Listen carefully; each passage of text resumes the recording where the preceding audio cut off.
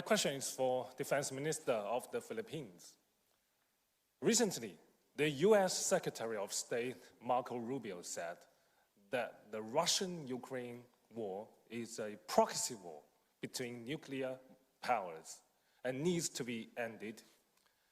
And meanwhile, the United States is selling more arms to this region and setting up more military bases in the Philippines.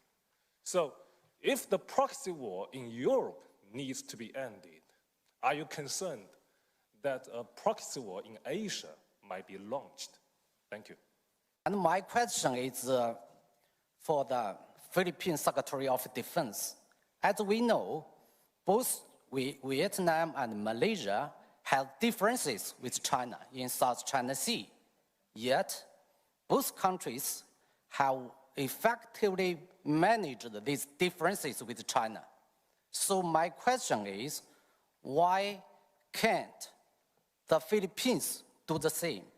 And yesterday, Malaysian Prime Minister Anwar mentioned he advised your president to engage dialogue and communication with China. So will the Philippines follow his advice and change its current approach to the South China Sea issue? Or does the Philippines intend to act as a proxy for external powers, continue to serve as a shadow in the shadow play, as described by Singapore former Defense Minister An Yong-hun at this year's Munich Security Conference? Thank you. Now, to our Chinese interlocutors, I shall address you collectively. And thank you for the propaganda spills disguised as questions.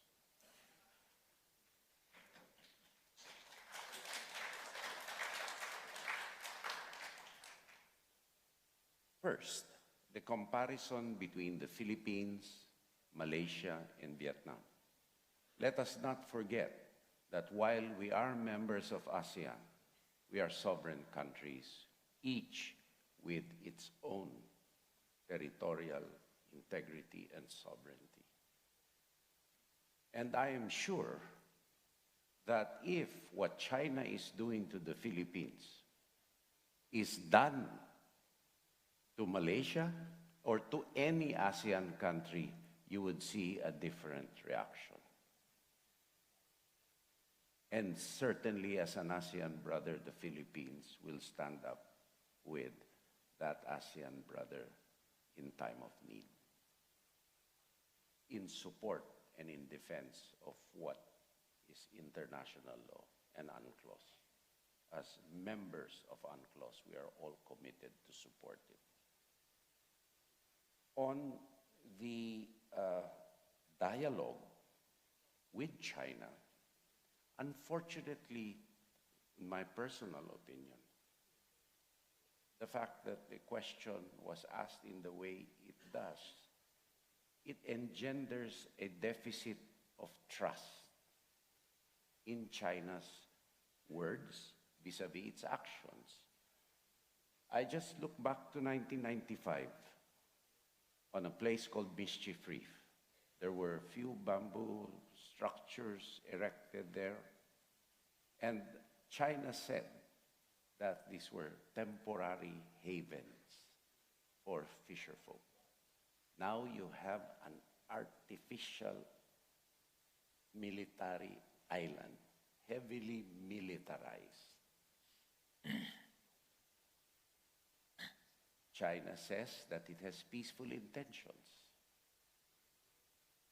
Why does it continue to deny the Philippines its rightful provenance under international law and UNCLOS?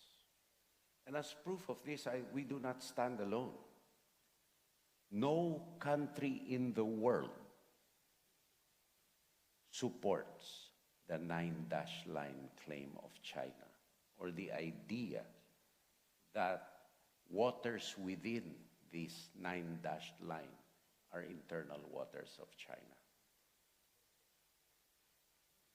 several countries in the world, no less than 50, have joined the Philippines in condemning China's behavior in the South China Sea.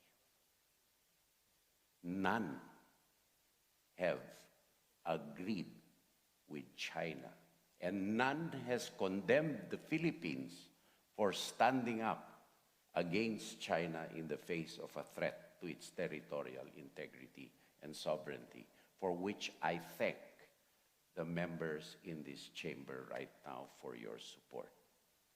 And thus, for dialogue to be effective, it must be coupled with trust.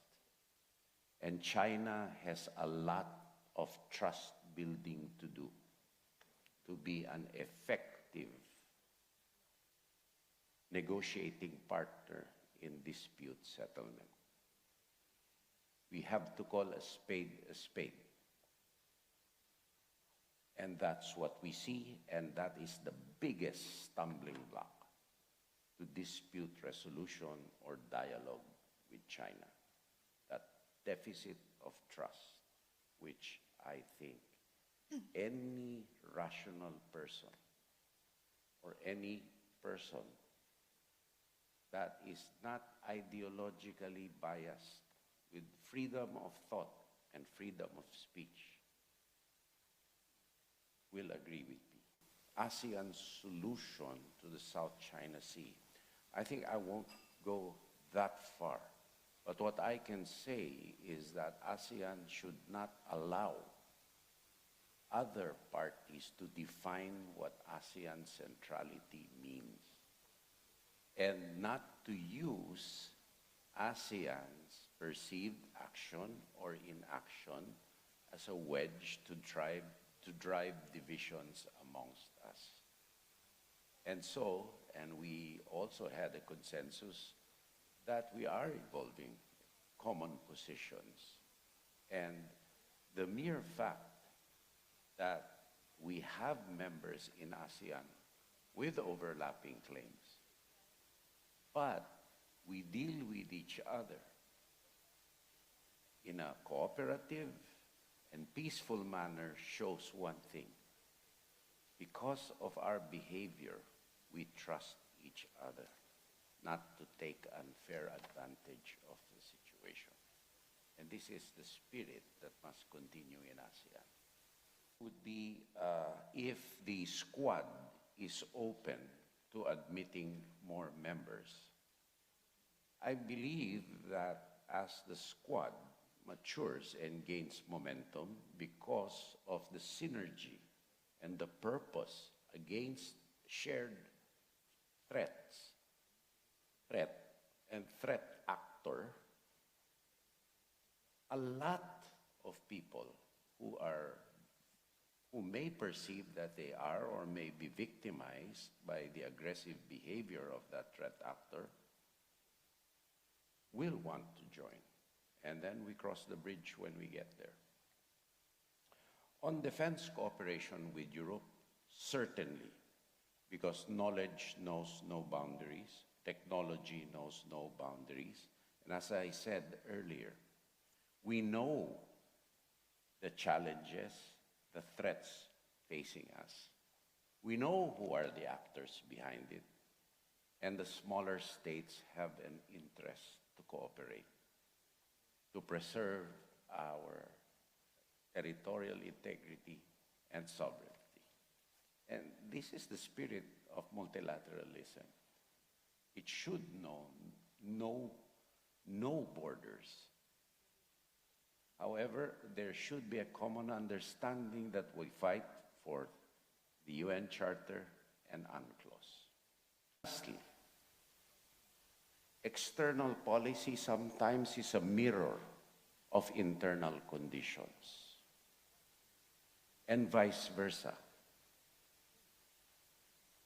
I, for one, cannot trust a country which represses its own people.